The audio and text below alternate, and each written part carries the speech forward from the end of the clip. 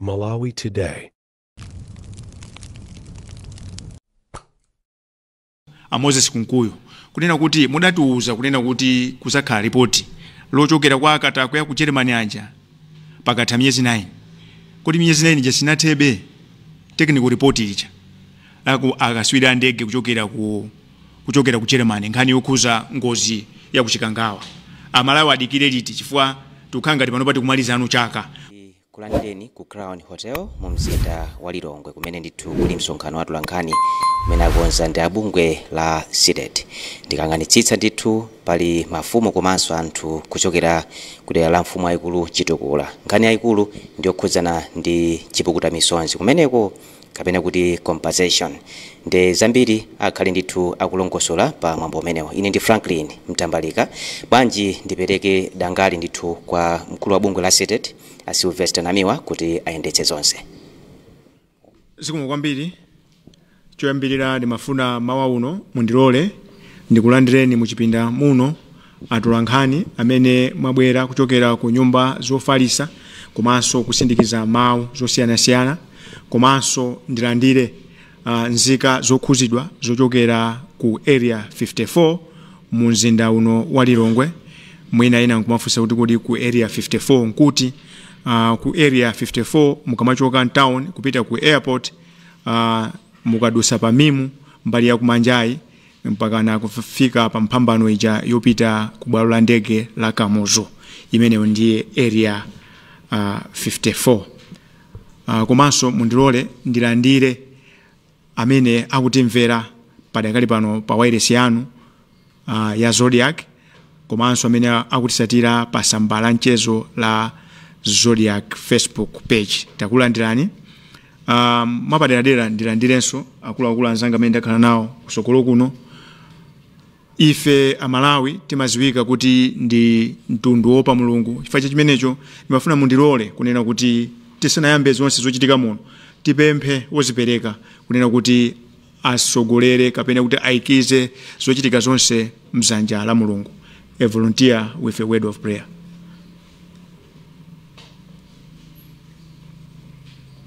Wozipereka atipempherere.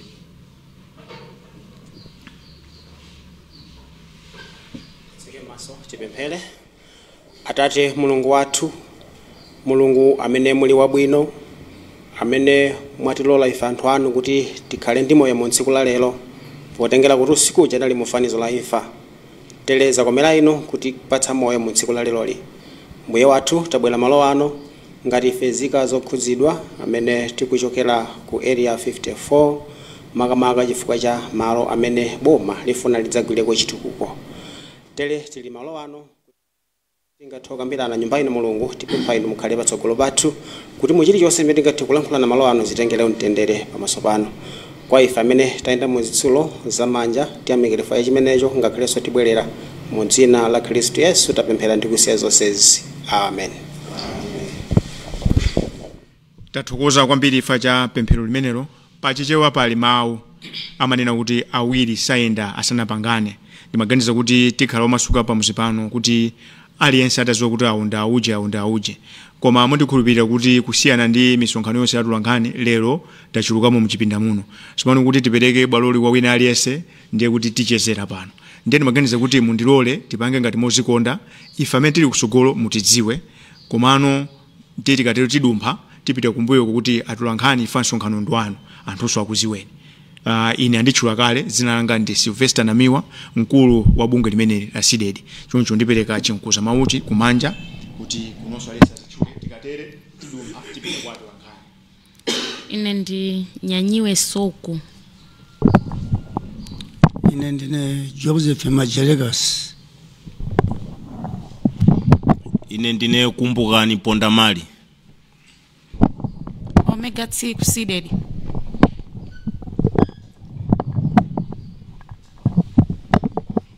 Ine ndi Biro Ntuyatuya chairperson. Ine ndi Roda Kabuda. Zainabu Hassan ku Saint Citizen. Zikomo kwambiri kuno taziwana ndiye ndinapempha kuti tidumphe makolo athu musadandaule chifukwa cha nthawi tiyambe atolankhani kumbuyoko.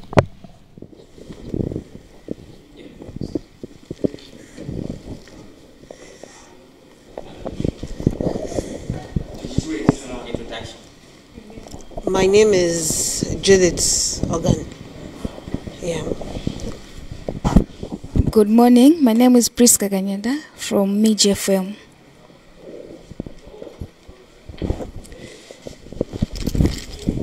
Good morning. Inazina langa ndi Monica Chinyamalipia from Radio Linafe.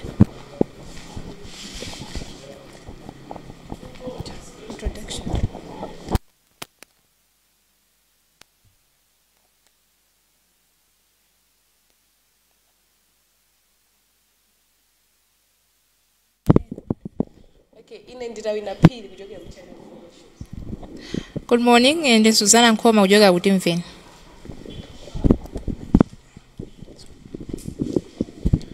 Promise Tom Nkoma Sinod Radio. Bright Lunda Transworld Radio. Ernest Gama Capital Radio. Song Keleman Mulimi Radio.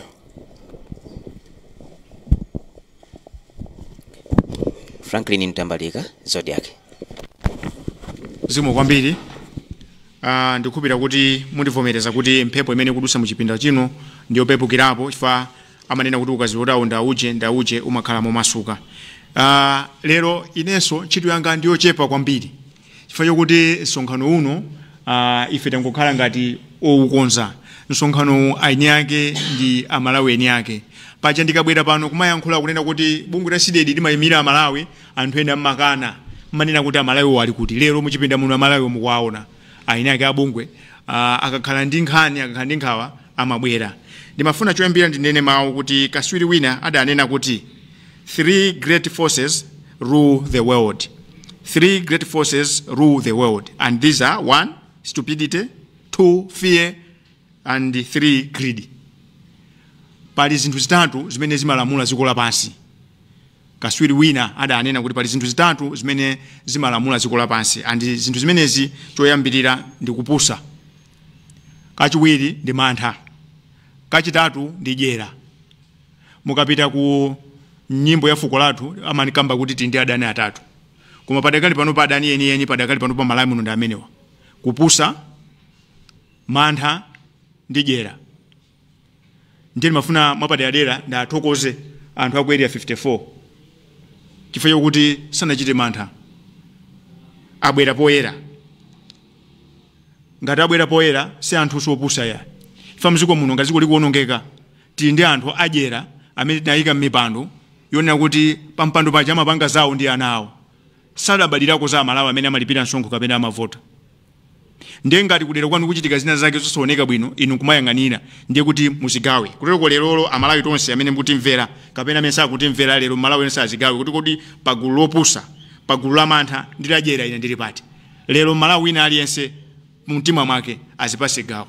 Facha chimenecho ndikuthokozeni kwambiri anthu aku area 54. Mutakhala kuti muli ndi vuto simunangolirira m'mimbayi, amati mwana osalira amafera kunsana. Tabwera pano facha inu zikomo kwambiri. Choncho ndanena kuti ntchito yanga ikhale yochepa kwambiri, ndili ndizongolengeza ndilengeze kenaka ndisira bwaloli acheya anthu okuzidwa aku area 54. Izi zimanika kutere chifukwa democracy imapereka danga kwa wina aliyense kuti pamene wakhuzidwa ukuyeneka kubwera poyera uzayankhule madando ako kuti adindo aone kuti achita motani. Ndiyeno paja mmadziwa kuti tikati ndi press briefing Amalawi eni yake amatituma andipasa mauthenga atatu. 1 akufusa Moses Kunkuyo kunena kuti mudatiuza kunena kuti kuzakhala ripoti lochokera kwa akatako ya ku Germany aja pakatha miyezi 9. Kuti miyezi 9 ija sinathebe technical report ija akaswira ndege kuchokera ku Germany nkhani yokhuza ngozi ya kuchikangawa. Amalawi adikire liti chifukwa tukhanga tipano pati kumaliza anu chaka, koma munda auza mtundu wa Malawi kuti report limene tiliwerenga after miyezi 9 ndifake limene linachokera ku Federal Bureau ya ku Germany ija timaisho kuti preliminary. We are waiting for the full report into that plane crash 10 June 2024 kuchikangawa. Nkhani yachiwiri kuti kanema amene akuzungulira chifukwa cha nthawi sitikanamusewera pano koma tigawane. Nkhani ya wachiwiri kwa mtsogoleri wa dziko lino Dr. Michael Ousi akumayenda ndilo kukumwe asilikali opitirira 80 kupita kukagula nkhuku. As a nation, are we really serious kuti wachiwiri kwa mtsogoleri wa dziko azitenga likukumwe la asilikali 80 chakuti kumakayenda kukagula usipa kukagula masamba? Are we really serious about this country? Ndikanakonda kanema amene tikanamusewera pano koma amene sanamuonere mwafusa anzake mwafusa anthu andi ndi malo amozoka koma kwina kuli konse kumene amapita Michael Ousi akumapita ndi chigulu chopitirira asilikali 100. Ndiye muziwo kuti asilikali aliyense boma limamulipira akamayenda muchanso amapasidwa ration amapasidwa allowance. Are we really this desperate in this 21st century kunena kuti dziko labata ndi mtendere ngati ino vice president zikamulola zikaenda ndi asilikali over 100 kukagula nkhuku kukagula mpiru kumakadukula munsewu? Are we really serious as a country? Ndianena kalukali kuti ngati tili mavuto mdziko muno ndi atatu: kupusa, mantha kapena jera. Ndiye lero timafuna ndifunse kuyambira kwa Dr. Chakwera, ndifunse ku judiciary, ndifunse ku Malawi Law Society, ndifunse ku parliament kuti zoona ndithu tikuonerera ndithu vice president kumatenga asilikali kumakagula matemba kumakagula usipa. Is this the way kuti vice president azigwira ntchito yake? Akuluakulu tonse lero Malawi tichite manyazi amene timo kuyambira ife amabungu mwese ya boma a president Lazarus amene munasankha Michael Ousi aine akewo apaki asogolera mipingo akaswiri kusukuza ukachenjede. Fasiku lake mbiri zalembedwa kuti nthawi ina yake Amalawi analola the whole vice president nkutenga asilikali 100 plus kukagula nkhuku. Ife tonse kumayangana kumaombera manja. No, let's get serious. And going forward tikufunika sone mukhale clear terms of reference mu office ya vice president. We cannot proceed like this. We can't. Kuma ndisindike kunena kuti aliyense lero angoyangana kanema ilonse pena pali ponse pamene apita Michael Ousi akumayenda ndili kukumwe na anthu kuma ntchito makapanga mwina ukagawa fetereza. Kodi dodi mantchito yake ndi chani? Mwina apite kwina zikagawa mabands. Are we serious? The whole vice president constitutional office azikagawa mabands and aliyense is okay? Amalawi ndithu basi tipange zimenezo. Office imene ndithu ya vice president kwaziyendesa mbendera MG2 kumakadukula munsewu? No. Let's do something about this. Siku na mbiri zalembedwa kuti tonse timayang'anirira zinthu zikulakwika. Chinthu chachitatu ndanena kuti ndi zinthu zitatu sanapereke baloli kwa anthu akwa chitukula. Nzonena kuti pa 16 September kuli chisankho. Koma ndili ndi uthengawo kwa onse amene akudikira za chisankho limenechi. Ngati sitipeza njira yothana ndikatangana ndi ziphuphu ngakhale tivote yathu ikhale yopanda ntchito. Ndibwereze pano uthengawo ndikuyankhula kwa Malawi ina aliyense amene samvera mwagayire uthengawo kunena kuti pa 16 anthu tili pakalikike. Zipani za ndale ali bize, mabungu mwese aboma tili bize, anthu akupanga kampeni. Koma ndi uthenga uwu muusunge a Malawi kunena kuti ngati sitipeza njira zabwino zothanira ndikatangana ndi ziphuphu mdziko muno, vote yathu pa 16 ikhale yopanda ntchito. Chifukwa chani? Tiavotera anthu apita mmalo azikagwira ntchito kwa mukapita kuchipatala mukapeza mankhwalaba. Ndalama za misewu mpeza kuti angoyika pamwamba phula pansi pa matope nsewu afukuka. Mpeza kuti chitetezo mdziko mulibe. Chifukwa chani? Katangale wasanduka kachitidwe ka zinthu. Lero pano panifana ndikuchallengeni kuti mwina kuli konse nthambi ya boma imene mungapite ngati simukapereka kena kake zimene mufuna sizikatheka. We cannot proceed like that. Lero bungwe lothana ndi katangale lasanduka bungwe lothana ndi anthu andale. Ndiye ndifuna nene kuti tisanaka vote pa 16 tipeze njira yona kuti tithane ndi katangale. Apo ayi vote yathu ikhale yopanda ntchito. Zimene zichitike Malawi muno zono tizitenga anthu akuba ndikuwapasa mipando akakabayiba 5 years kwachosa ndikuwabweresa akuba ena 5 years akabe inu ndine tikhalire pompo. Kuti mukhulupirire sabata yapitayi kunali mayeso a ntchito ama HSA kudachitika zotani kunali zipwirikiti ndi umboni onena kuti anthu amene tinayika kuti akagwire ntchito sakutigwirira ntchito. Inu amene padakali pano muli busy ndi mashado kaya makandidate kaya mapresident muzifunsefunso kuti kodi ana anthu osauka mdziko muno ali pati. Kutero kuti apanga mayiko awiri. Kuli dziko la anthu andale amene timaombera m'manja amene misonkho timalipira ndife tasanduka makaso awo. Chifukwa chonani mavuto athu ndi atatu: stupidity, fear and greed. Andalewo achuluka ku gulu la greed lajera. Inu ndine tili pakati pa mantha kapena gulu lopusa. Fa anthu amene akusokoneza dziko lino ndi ochepa kwambiri. Amene tikusauka ndi anthu ambiri. Koma dziko likuli liyende amadalira inu ndine. Ndiyenda kupasani chisanzo kuti munaona kumene kunali mayeso a ntchito ama HSA. Kumene kuchatu kunali bana ama minister. Anawo pano pali ku Beijing, ali ku Singapore, ali ku UK. Akamaliza skulu azikhala konko. Ndalama zake za inu ndine. Fa amene ali ma minister lero zaka 5 zapitazo sakana kwanisa kugula tikiti ya ndege. Ndiye muzizifuzo lati ngakuti zimenezo. Apanso pa 16 ngati silipanga bwino tibweresanso gulu lina. Chimozimozi inu ndine azitifuna nthawi ya ma demonstration. Inu ndine azitifuna nthawi yokavota. Koma ana athu akuvutika. Mwaona kuti ana akuphunzira movutikira komanso ntchito kulibe. Koma lero timavomera anthu azitinamiza. Ndiye nkhani yona kuti Malawi wina aliyense amene amafunira dziko lino zabwino ndiona kuti sana kavote pa 16 tiye ntikwiye ndikatangale. Ngati sitsana ndikatangale muona kuti basi ntchito zizikhala za iwowo anthu amene timayika pa mpando amene amatiberawo. Inu ndine ana athu azingovutika. Malawi asanduka dziko la chipwirikiti. Tili pa nkhani yomweyi pa 2 June mwezi uno tinalembera kalata achakwera. Kalata ida alembera ponena kuti kuli mponda matiki wina amati Zunifisata amene amachita business ni boma la Malawi. Mkulu amene amamufufuza kuyambira 2021 nkhani zakatanga ndi zipupu. Ndiyeno pa 22 June 2022 Dr. Chakwera naye ku mtundu wa Malawi ngati president wa dziko lino live pa television. Amanena kuti alandira report kuchokera kwa Mai Martha Chizuma limene linali ndi mayina 84 akuluakulu aboma amene amaganizira kuti amapanga zakatangale ndi mkulu amene Zunifisata. Ndiyeno usiku umenewo president Dr. Chakwera adanena kuti akanakhala kuti si malamulo samalola bweza atachosa wachiwiri wawo malemu Dr. Klaus Saulus Chilima chifukwa kuti adatchulidwa mu report imene. Ndiye usiku umenewo anachula mayina 6 a Saulus Chilima, George Kainja mkulu wa polisi nthawi imeneyo, Arenik Matemba,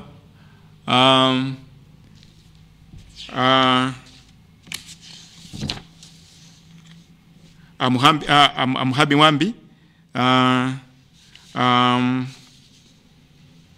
John Suzi kuti ndi anthu amene Mwambi Kaluwa Mwambi Kaluwa, George Kainja, Arenik Matemba ndi John Suzi Banda kuti ndi anthu amene amakhuzidwa ndi nkhaniyo kuphatikizapo mkulu yang'anira nyumba zachifumu a Priska Pondankaka.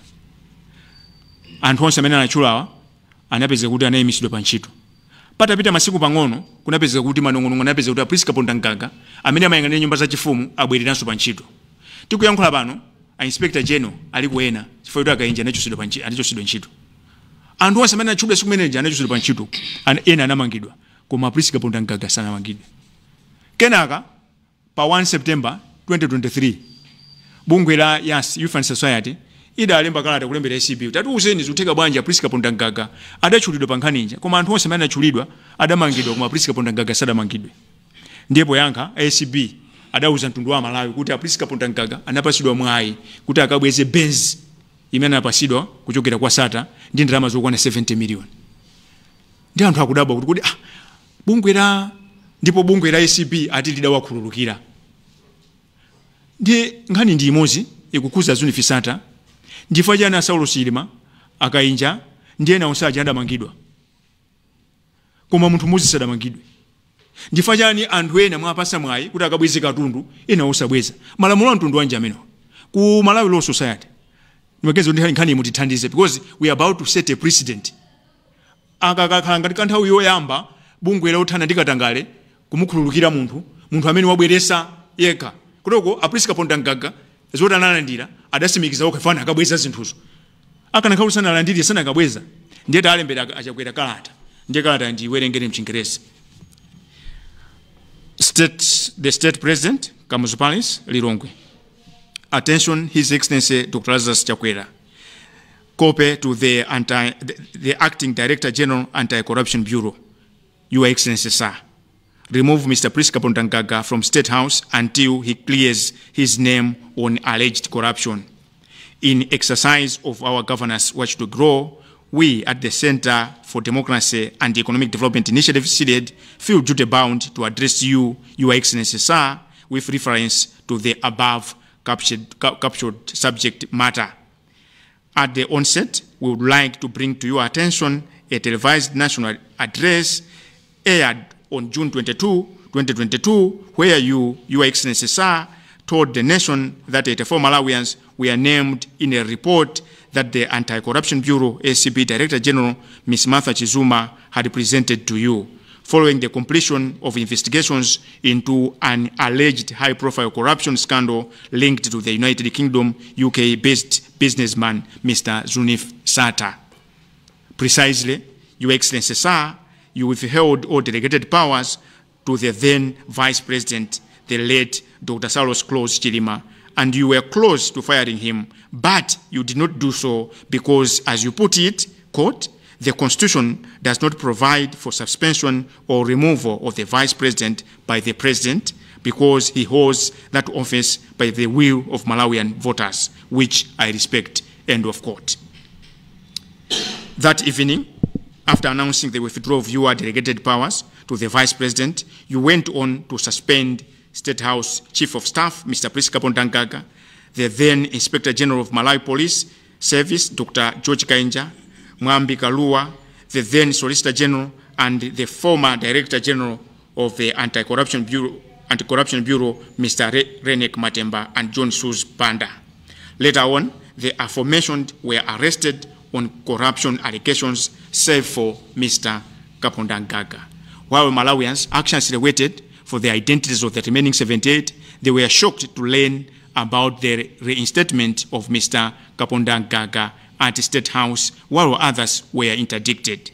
Furthermore, CDED would like to state that the UK Westminster Magistrate Court on Friday, May 30, 2025, commenced a case in which Mr. Kapunda Nkaga is alleged to have received a bribe from Mr. Sata. If the documents from the aforementioned court are anything to go by, then it is no longer a speculation that there is a corruption allegation implicating Mr. Kapunda Nkaga, since the matter is now before the court. Needless to remind you, sir, that Mr. Kapunda Nkaga is not your personal employee. He is paid from the public purse. He holds his position of State House Chief of Staff on trust of Malawians. The recent developments in the UK, therefore, have raised serious questions over your own image, Your Excellency, sir, and that of the state in the face of the international community regarding your stance on the fight against corruption. Simply put, Your Excellency, sir, if you are indeed serious about fighting corruption, then you are sending a totally different message to Malawians and the international community by allowing someone suspected of indulging in corruption to remain in the public office. Frankly speaking, if Mr. Kapunda Nkaga was in the UK, he would have been arrested as co-accused. And $1 million question is, why are you, Your Excellency, sir, not seeing the danger of being associated with someone implicated in such a serious charge? In the same vein, Malawians would wish to know why Mr. Kapunda Nkaga was never arrested despite ACB's own admission in its response to a letter from Youth and Society dated September 1, 2023, that he voluntarily gave back a Mercedes-Benz S-Class 350D and 70 million Malawi kwacha. Or should we conclude that this particular provision in the law was exclusive to him, among other suspects, in the alleged corruption case related to Mr. Sata? CDED is of the view that should you, Your Excellency, sir, cling to Mr. Kapunda Nkaga in the wake of the ongoing corruption case in the UK, you will be deemed to have undermined the highest office you are occupying. consequently depriving yourself the moral ground to claim that you are a champion of the fight against corruption. Last but not the least, Your Excellency, sir, we trust that you know what corruption has done to our country, and you should be the last person to condone it in whatever size and shape. Please show that you care by removing Mr. Priska Pontangaga from State House until he clears his name in the courts. Yours faithfully, signed, Sylvester Namiwa, SEDED Executive Director. Kalatai tidaipereka pa 2. Leo tikuyankhula pano kwatha masiku 5. Kulibe yankho, kulizi. Koma nkhani iyi ndanena kale kuti tisana vote pa 16 ikhale ndi mutu wake. Tikapanda kutere tingovutika chabe, vote yathu ikhala popanda pake. Chifukwa cha chimenecho akatha masiku 7 asanati yankhe tiyamba kupanga zionesero zabata ndi mtendere zowakakamiza achakwera kuti achose a Priska Pontangaga. Kuli nkhani zone kuti anapangidwa kiliye ndetu kudabwa kunena kuti ACB chiyambire yapanga kukilia anthu angati. Zimene tikuziwa ife zone kuti anthu amapangidwa kiliye ku court. Anthu amapangidwa kukilie ku court kuti takupeza nosalakwa. Ndifake timanena kuti suspect, alleged, sinanene kuti akapondangaga anapanga corruption. Sinanene kuti apondangaga anapereka zipupu kapena analandira zipupu hayi. Tikunena kuti akuganiziridwa. Amene amakhala ndi fine so say ndi akhoti. Ndetu kudabwa kuti ACB yayamba liti kumakhululukira anthu kapena mapanga kili anthu nanga akumayuza ya district yanji yokhululukira anthu chifukwa President Dr. Lazarus Chakwera pa 22 pacha usiku uja anachula mayina 6 anthu onsewa anamangidwa. Mfachani munthu muzi sana mangidwe ndiye mwayiwo owapasa kuti akabweze katundu bwanji simukupereka kwa anthu onse amene akuyankha milandu. Ndisaonjeze gagandiwa nkhani ndi imeneyo amalawi tonse amene timadana ndi Katangale. Amalawi tonse amene fatika vote pa 16 tionesese kuti nkhani ya Priska Pontangaga mutu wake wagwirika kena katika vote apo ayi vote yathu ikhala yopanda ntchito. Ndipepese kuti sinimafuna kuti ndiwonjeze gagandiwa koma ili mboni kunena kuti dzikoli tikumapyephelisa kwambiri. Ndanena kuti there are 3 forces that rule the world: stupidity, fear and greed. Koma lero tili ndi anthu akwachitukula amene akukana kuti akhale opusa, amene akukana kuti akhale ndi mantha, anthu angopsinyika. Ndiye anandipasa uthenga wawo kale. Lero tinangogwirizana kuti tiyeni mukayankhule nokha. Iwowa ali ndi apampando wawo, ali ndi komiti yawo. Chifukwa cha chimenecho mundilole ndipereke bwaloli kwa abale athu okhuzidwa. Ali ndi chikalata, awerenga chikalata, akamaliza kuwerenga acheya waphera mphongo, akamaliza tisegula bwaloli mwafusa mafuso. Lero ntchito yanga njopepuka kwambiri koma ndine munthu wokondwa kwambiri chifukwa amalawi amatitumacha ayamba kutulukira okha kuzaziyankhulira okha ali mchipinda muno mwaona. Zikomo kwambiri. Muchule zina lanu likundivuta kuchula muli chule bwino muli nyadira kena kama yambe kuwerenga. Nyanyiwe Soko. Press statement June 6, 2025. Kodi ndrama za chipukura misozi kwa anthu okhala ku area 54 zili kuti? Ife anthu akwa grupu Kamphinda, Khongo, Chinkhora-Nkhwazi, Katola ndi Dothi kwa mfumu yayikulu Chitukula. Tikupereka masiku 7 ku unduna wa zamalo kuti upeleke chipukura misozi kwa eni malo okwana 1020 hectare omwe ali pakati pa Malawi Institute of Management MIMU mpaka pa mphambano yopita ku bwalo la ndege la Kamuzu mbali mwanse wa M1 dera lomwe pano likutchulidwa area 54. Mchaka cha 2022 ife anthu okwana 3000 anatetsa kumanga ngakhale kudzala mitengo pa malowa pokozekera zitukuko zomwe anati zikuyembekezeka kuchitika pa malopa. Ngati ife anthu olemekeza malamulo tidamvera langizo la bomali ndipo ena mwa ife tidatenga ngongole kuti tidzipezere malo komwe tizikakhala. Moyo pakali pano wakhala ovuta chifukwa ena tidatenga katapira yemwe pano akutisautsa. Chachiwiri tikuvutika kuchita ukhondo chifukwa anatiletsa kukumba zimbudzi komanso kupanga chitukuko china chilichonse mwachidule timakhala ngati tili pa msasa. Kufikira tsiku la lero tapita ku nduna wa zamalo ku ofesi ya president ndi nduna komanso kwa DC wa boma la Lilongwe Dr. Lawford Palani maulendo okwana 28 koma palibe chomwe taphulapo. Mwezi wa September 2024 nduna ya zamalo Adeus Gumba anatiuza kuti ndalama zomwe zinayenera kubwera kwa ife ngati chipukuta misozi anazigwiritsa ntchito kukathandizira anthu omwe anavutika ndi namondwe wa Fred. Iwo anatitsimikizira kuti ndalamazi azipereka ukatha msonkhano wa nyumba ya malamulo owunika theka la chaka cha boma mu November 2024. Koma mlembi wamkulu mu nduna wa zamalo a Devi Chilonga pa 11 February 2025 pa zokambirana zomwe tinali nazo ku Zowe Conference Room anatiuza kuti ndalama azipereka ku bungwe loyendetsera zisankho la Malawi Electoral Commission MEC. Apa tsopano tikusowa omukhulupirira pakati pa ndunayi kapena mlembi wamkulu mu ndunawo.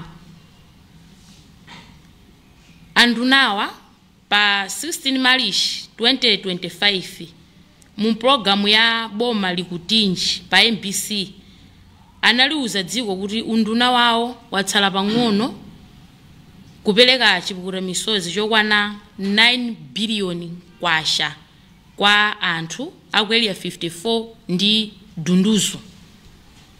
Izi anaziyankhulanso nyumba ya malamulo patangodutsa masiku awiri pa 18 March pamene anayankha funso la phungu wa Lilongwe Nkhoma Mpenu. Izi zili chonchi tikuva kuwawa m'mitima mwathu tsopano pomwe boma layamba kugulitsa malowa ndipo anthu omwe agula ayamba kutithamangitsa kuti tichoke m'malo omwe anali amakolo athu. Pakali pano tilibe kopita kamba kuti sitinalandire chipukuta misozi chomwe chikanatithandiza kukagula malo kwina. Pakali pano tikuwapatsa anduna agumba masiku 7 kuti atipatse ndalama zathuzi kuti tisamuke pamalopa kapena atiuze ngati adatinamiza komanso kunamiza mtundu wa Malawi kudzera ku nyumba ya malamulo. Akalephera kutithandiza ife tipita tikachite mbindikiro ku ofesi za kwa DC mpaka titalandira chithandizo. Zikomo kwambiri.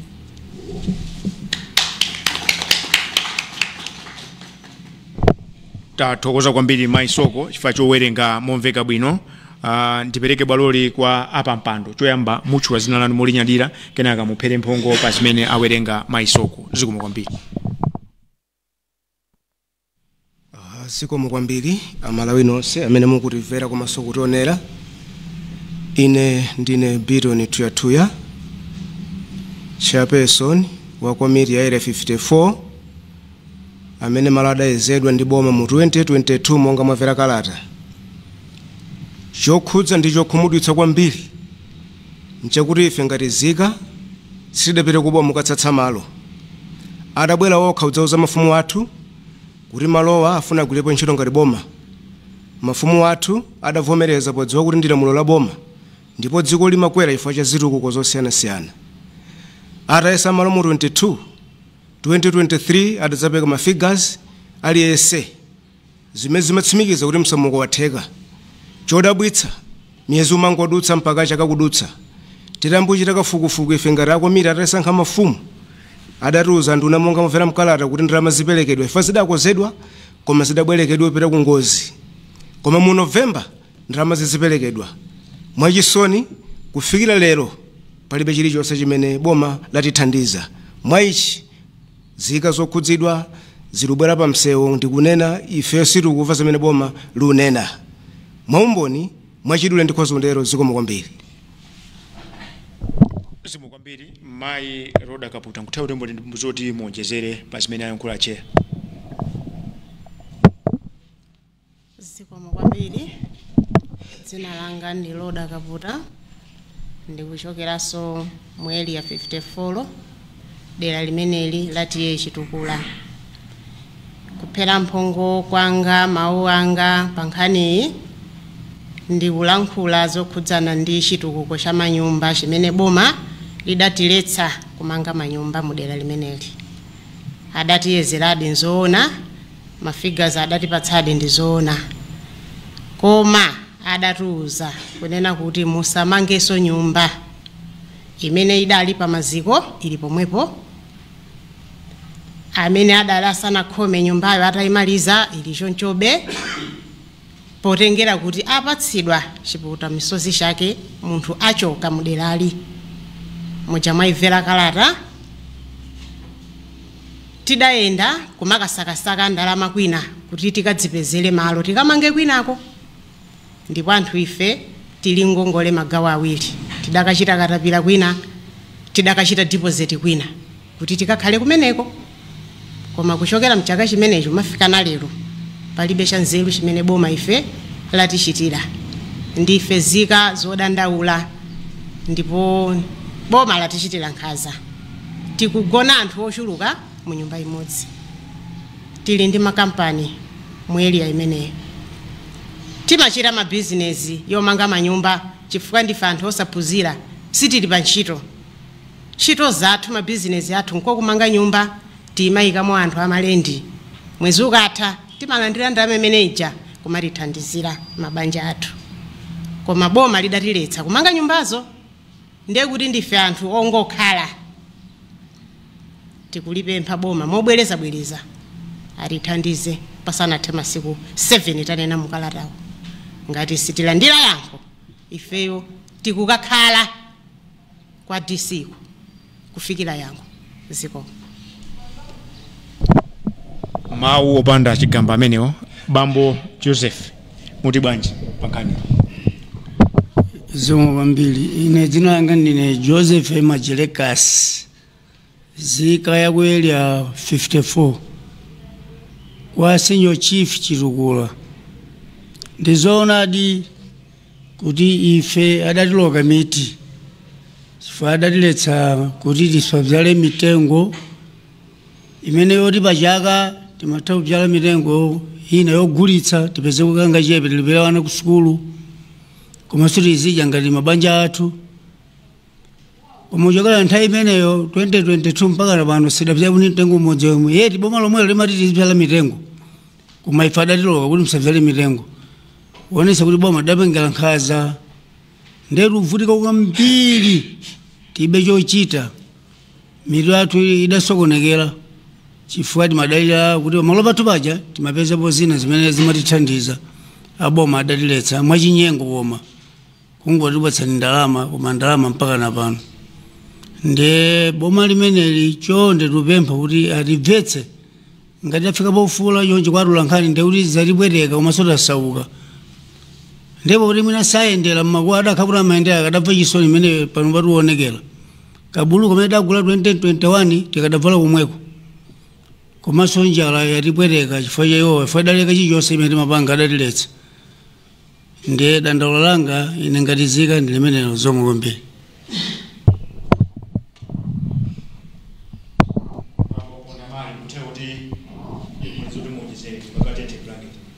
Aizona ine ndine kumbukani pondamali amene sonochokera mu area 54 ni modzi okhudzidwa ni mmene boma lidachitira kuphatikiza ngakhale kumunda kwanga ndi kunena pano kudayikidwa didi kumene koko ndipo eni ake amene adayikawo ndi kuwadziwa kuti ena mwa iwo ndi anaisi koma nchoni bwereka kuti ngakhale pamene makolola mbewu zanga adachita monika kamizulu mbewu zokolani mwachangu malowa ndi athu tikufuna tigwirepo ntchito ndiye ine zikundikhudzula ngakhale pano nimakhala pano opatira mpakale kusosa koma nigwirapo bwanji ntchito pamene pali kale chiletso kuti wina wadzikapo title deed yake fa pamene adapatsa title deed ndi kuti malo angawo adagulitsidwa koma ine mwini wake okhudzidwa kumaloko nisanandirepo china chilichonse ni pempho kwa adindo onse okhudzidwa kuti ndithu tikadakuonda kuti amene muli adindo okhudzidwa yesani kulipira area 54 mogwizana ni imene tidapanganirana chifukwa ife sidabwera kudzasatsa malo ndino amene mdabwera koma lero lino ngakhale magwidwe athu a ntchito ndi okhumudwitsa ndi ofoka sitingagwirepo ntchito pamene wina akutero kuti malowo ndi yake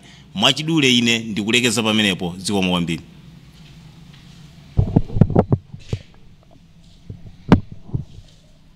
nthawi zambiri chifukwa cha zinthu zitatu ndakamba zija kupusa mantha ndi dyera mukamakamba nkhani ngati izi anthu amafunsa kuti umboni uli kuti umboni wa nkhani uli kuti ndiye anena ngati kuti anduna adanena ndiye timafuna tonse timvere apa zimene adayankhula anduna kupangira pamawa.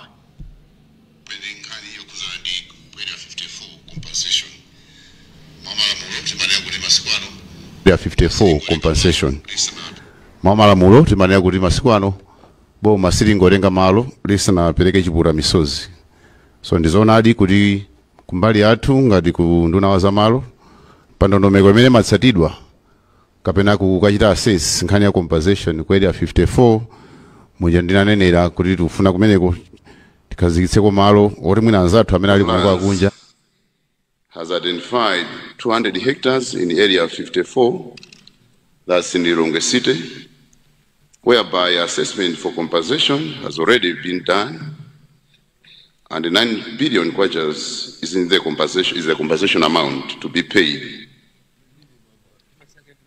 The extension another prime land, which is 80 hectares, has also been identified just outside Blantyre City. Parliament, yoona za budget. Budget imene matiboma likutinji ndeno atayankhula pa 16 pa 18 March anapita ku parliament anakayankhulanso izi.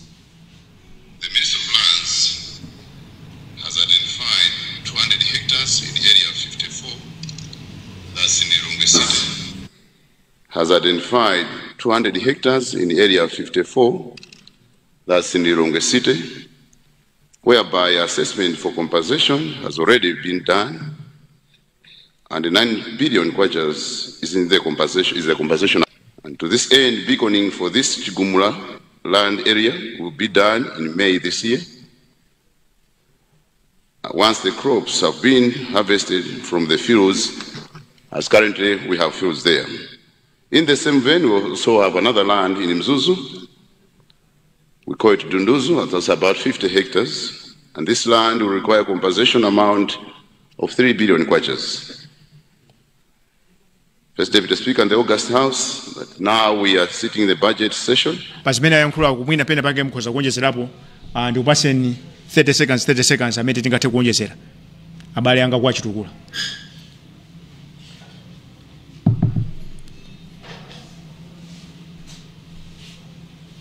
Ifaja nthawi. Ine ndine Harrison Banda amene ndikuchokera ku area 54 mudera limene lila tiye chitukula. Chimene ndingalankhule kwenecho chimene mwina zanga awasadalankhule ndichonena kuti zonsezi mujanenera onena kuti tayenda ulendo 28 ukalumikizana ku ofesi kumeneko. Posachedwa apa tinapempha onena kuti atiyankhe nkhani za ndalama zili pati. Ndipo mayankho amene atipatsa analemba kalata anena kuti kumeneko bakakhala nemene mumakhalira. Kutanthauza kuti zoti atipatse ndalama yo sali serious kwenekwene. Chifukwa chimenecho chimene chalipangisabe kuti femo yathu tiwowe kwambiri. Ngati mujanenera kuti toilet adzala usapange zinthu ngati zimenezo zimene zithandiza kuti fe tipwetekeke kwambiri. Ndi chinthu chokhudza ndi mamenewo natilonjezeko pamenepo zikomo kwambiri.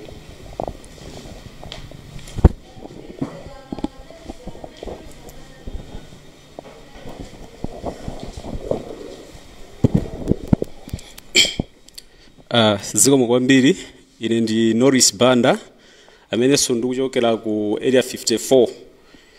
Uku nangogula malo 2019 ndinali maganizo kuti pachinyamata zofunika zimakhala zambiri. Ndiye ndigule malo ndimange ku makola ndiziweta kandi nkhumba nkhuku ndizipeza chothandizira moyo wanga komanso banja langa. Ndiye kufikira mu 2022 pamene tinayimisidwa ma project athu onse ndinali pafupi kuti ndipange roofing ma nyumba komanso makola pa malo amenewa, koma boma linatiyimisa. Ndikunena pano ndilibenso kuti ndithaupeza capital ina kuti ndikapeze malo kwina ndikapitilize masomphenya anga. So ine ngatiso mmodzi mwa anthu akumeneku ndili okhumudwa kwambiri ndi bomali pa lonjezo lawo limene anatilonjeza. So timafuna kupempha adindo akumene akubomako oyenererawo kuna kuti atithandize atiyankhepo kuti tikhoza kupitiliza ma project athu kapena tidikirebe. Zikomo kwambiri. Chifukwa cha nthawi ndikupita kuti atiyankhuliredi. So nkhani ndayimva uno ni msonkhano wa atolankhani ndinene kuti ntchito yanga ndakukhala ngati nkhala pakati ndangopinda msana wanga kunena kuti Malawi ainaka bungwe amene amatituma ali pano lero. Atolankhani nkhani imene tabwera pano ndi imeneyi takupasani, ndikukhulupirira kuti mundilole ndibwezere kwa inu tisegule bwalole nkotheka kuti muli mafunso. Zikomo kwambiri. The floor is open for questions. Ndikuona zanja.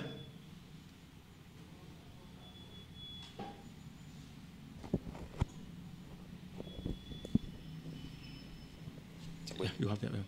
Dine Franklin Tambalika from Zodiac. Mwina mangofuna nitadziwa kuti kupatula kubwera nayo pano nkhani sindikudziwa ngati mwina sinamvepena pake. Mwachitapo zotani ngati anthu okhudzidwa pakatipa kuti nkhani ifikire adindo musanabwere ndi maganizano omaliza ngati imene mufotokozera mtsiku la lero. Malimba akuti kupatula kubwera uzayankhula pa mphepo pano ndi chani chimene mwachitapo kuti adindo aziwe kuti muli pa mafuto? Zikomo kwambiri chifukwa cha funso labwino limene azathu atolankhani mwafunsa. Mwachidule poyankha funso limene life tayenda maulendo 28 maofesa atatu Lance, DC komanso OPC koseko timafuna chilungamo chioneke. Zoyankha zake dikirani kufikira lero koma atatimitsa zathu. Zikomo kwambiri.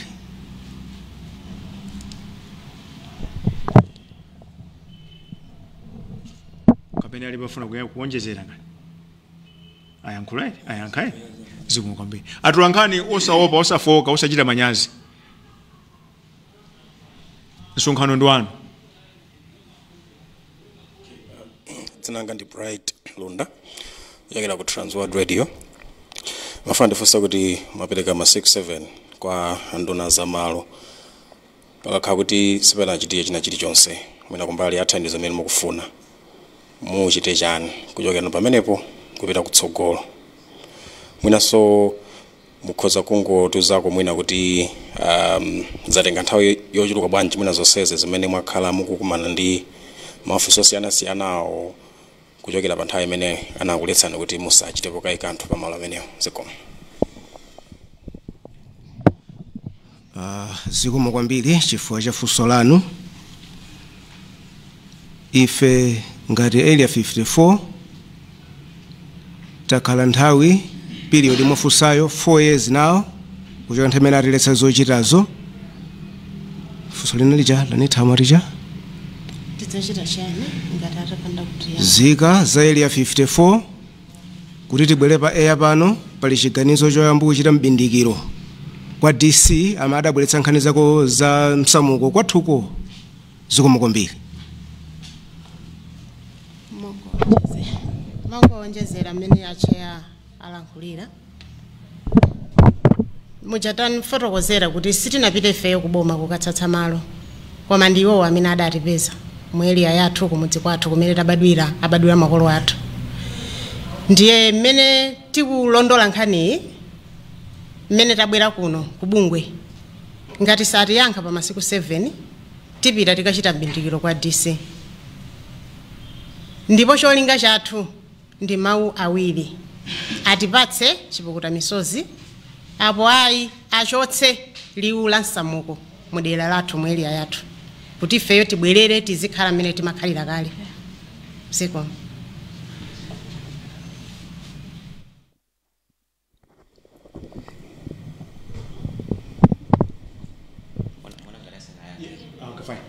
development unduna ukunena zoti kupereka chipukuta misozi chimene chakuti kumapeto kwa chaka chino chifukwa pakali pano akuchita zokambirana ndi unduna wa zachuma mukuti bwanji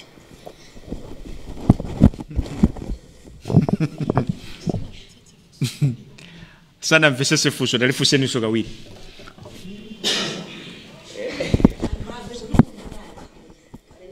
chabwino ife timafusafusa nangasi inakhala ngati ambali imodzi ndi timafusa anzathu kunduna wa zamalo eti zankhani ndakuti akupatsani chipukuta misozi kumapeto kwa chaka chino panopo akuchita kayi zokambirana ndi unduna wa zachuma kuti atulutse ndalamazo zachipepesoso mukuti bwanji mwina akuombana mitu anthuwa tinene kuti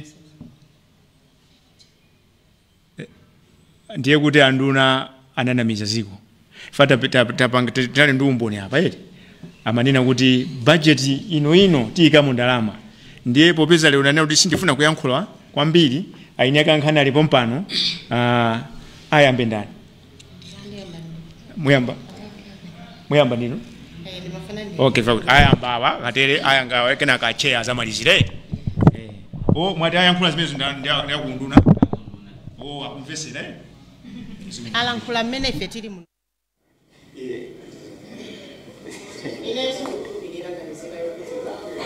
chifukwa talankhula nawo andunawo tapita mu ofesi mwawo maulendo atchulidwa aja ndi maulendo ambiri amene talankhulana nawo iwo anduna endi lero kuti aziyankhula mawu amenewo chifukwa choti tabwera ku bungweli chifukwa chakalankhula koma atinamiza mowirikiza ndiye ifeyo ngati zika zokhudzidwa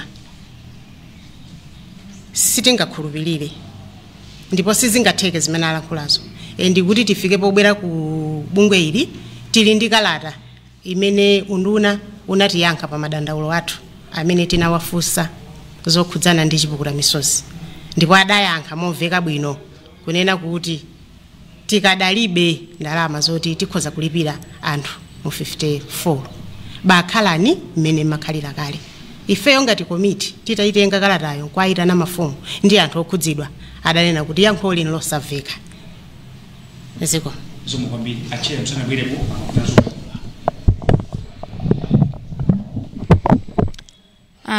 mongoonjezera pa zimene alankhula alodazo anduna azamalowa tikuona kuti njomba ikuchuluka kwambiri chifukwa nulankhula izi chifukwa chonena kuti kuchokera nthawi imene anadzationetsa mafigazi pa magwelo anatiuza kuti by the end of this year mukhala mukulandira ndalama tinadikilira inayi 2022 ngati sindikulakwitsa ikhazokhala 2023 aloza kuti by end of 2023 tikhala kulandira ndalama tinalowaso mchaka chinachi mukhala mukulandira ndalama zaka zomangopita a Juni July mukhala mukulandira ndalama lero limene ndimabwera ku MBC kumapangidwa programu ya Malawi Panorama pa programu imeneyo analankhulitsananso ndi kamera OPC kamera ndani omwewa ozokhudzana za malomalowa amalankhula kunena kuti tisanafike kuzisankho ndalamazo akhala akupereka ku area 54 komanso ku Dunduzo nde pano mukaruzonena kuti ayi akuti kumapeto kwa chaka chino koda Malawi tigwire ziti komanso kuchokera nthawi imene anadzationeza mafigazi athu kwacha yakhala ikungogwa mobwereza ndipo ni pempho lathu komanso ndi khumbo lathu mwinaso kwakakamiza kumene kuti ndalamazo akuyenera kuti azionjezere chifukwa ngati munthu amenera kulandira 2 million panopa kuti munthu ukapeze malo a 2 million uli ndi ana 7 malo ake sakumakwana kumangapo manyumba 7 panopa zinthu zonena kuti zadula kwambiri nde munthu anali nkachigunda akampatse 2 million akagula malo otani chabwino nanga transport akaendera yotani kupita kumaloko 2 million kutengera 20 chaka chimene chijacho dzafika panopa kodi kwacha ili pabwanji ndeti mapempha bantu nawo kuti atipangireko changu chifukwaso chonena kuti akamanena zone kuti atipatsa kumapeto kwa chaka chinochi idzakhala zone kuti nthawi vula ikugwa mabikoni ayikidwa kale kumene kuku kodi anthu tikakhala tikulowera kuti nthawi ya vula kolowera kukati sowa kuli bwino andu nawo ndi pempho lathu ndithu komanso kwakakamiza kumene onena kuti isanathe masiku 7 iwa ife akhale atipatsa yankho logwirika loti ifeyo tive potenga ndi mmene analankhula pa Malawi Panorama lero lomwe lino nthawi ya 7:30 zikomo kwambiri.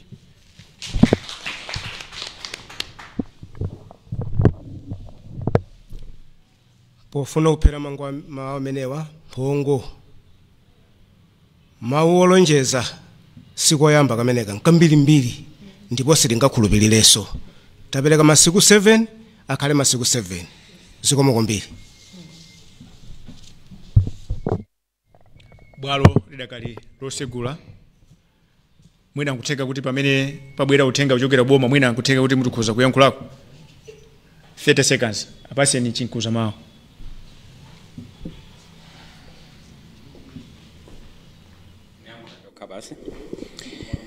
zikomo bwalo lonse atolankhani ineyo ndine Majoni Mwale kuchoka 54 ya Chitukula ndipo mawanga akamba anthu nawa kwina kwachino chimwira dziko madimba anthu fiti malima ndiwo makagulitsa wangona kapena mtawuni madimba adatiletsa pano patu kudya zogula nthezi zonse siti pa ntchito tibe nyumba tsono zimenezo lero nkumakamba zimenezi nulakwira dziko koma azidziwira kuti iwo ali nkwawa adasi anthu ifeso tili nkwathu dasi anthu koma kwathu kuno tuvutika mmemo kwawo kuli mtendere ndipo makamba zimenezi nzokhumudwitsa kwambiri oti lero namati kuti atulembera mfoni atolankhani nkomafuso lutati ukonzeka kodi ukonzeka udakonzeka lero dzana dali kuti ziko.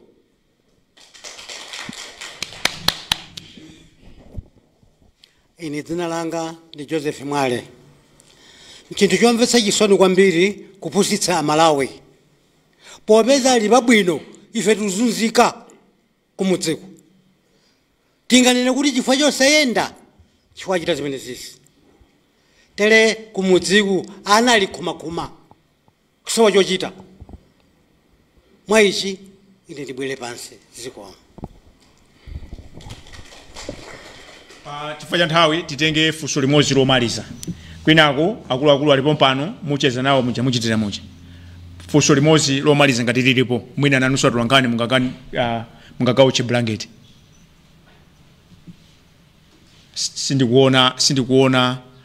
sindikuona zanja kusonyeza kuti mafunso atha acheya chifukwa cha nthawi mafuna ndikupaseni bwaloli kuti musendere zimene tinabwera nazo pano kenaka basi tiseka kenaka atolankhaniwa akufunani kuti mucheze nawo zikomo kwambiri.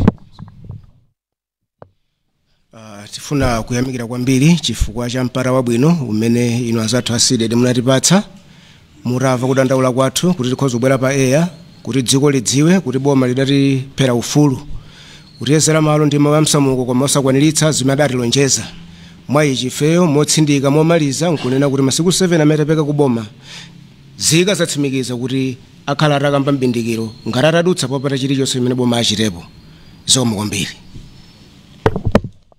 zikomo kwambiri msonkhano usonali wanga koma ndinayamba ndi mawu onena kuti 3 great forces rule the world: stupidity, fear and greed. lero Malawi ina lese azisankhire gawo pamenepo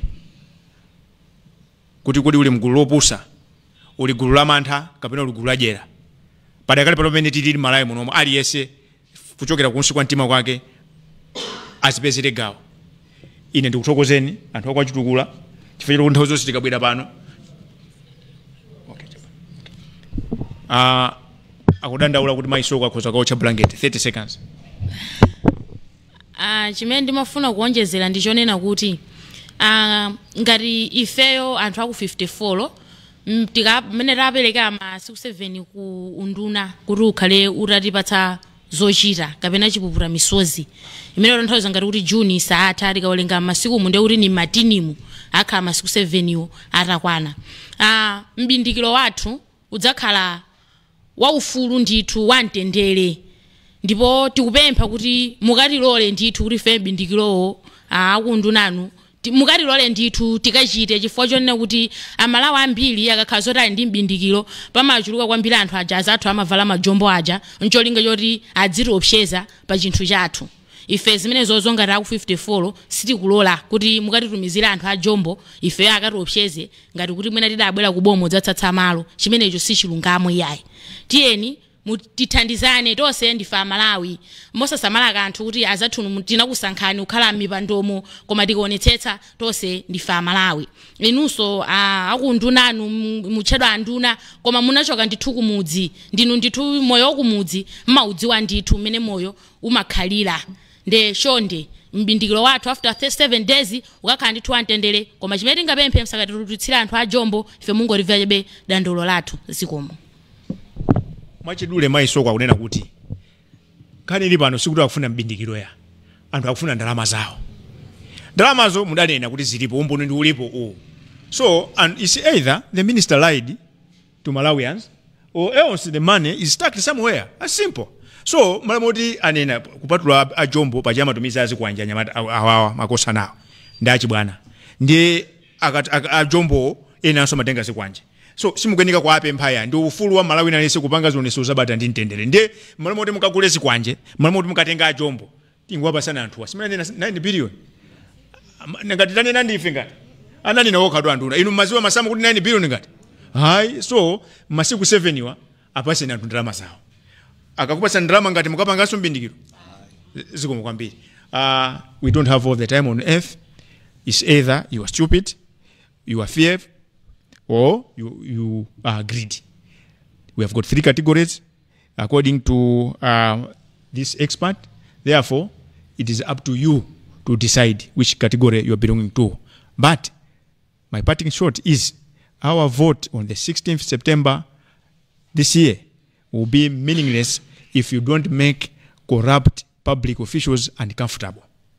Ndibwereze mau amene anayankhula ku area 24 atupere muluzi amene ndi president wa UDF ananena kuti ngati sitikwiya kuthana ndi nchitidwe wazipupundika tangale ziko lifa ndiye ziko lisanayambe kufa tiyambe kufa ndinu ndine umboni munauona kuti anthu amapondana chifukwa cha ma interview a ntchito ya HSA. So chinza kuti mziko muno chuma sichikuyenda zinthu sizikuyenda vuto lathu lalikulu nkatangale ndi kunamizidwa kino mwakuona apa eti anthu ayenda maulendo 28 ndero mukauza kuti tikupasa ndrama chaka cha mawa. We fair zikomo kwambiri kuchali chiwatu amanena kuti mukalalike zimene mwazimva inu mukalembe zimene mwazimva. Tinayamba ndi pemphero mundilole tiseke ndi pemphero zikomo kwambiri.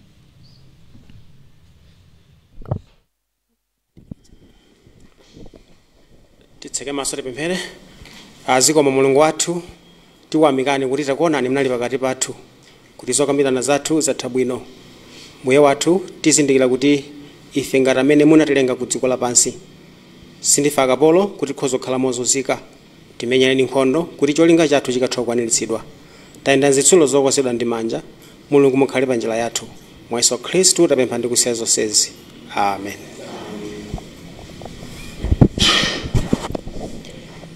Yaponso ndipo pa mtsiriziro pa msonkhano atolankhani umene bungu la CITED koma mbali inayi ndithu mopatsidwa mphamvu ndi anthu ochokera ku dera la area 20 makamaka 54 ku Lilongwe ndithu amadzapereka madandalo awo ku unduna wa zamalo nkhani zake zachipukuta misonzi kuti pakhala nthawi iwo wasakulandira kodi alowere kuti.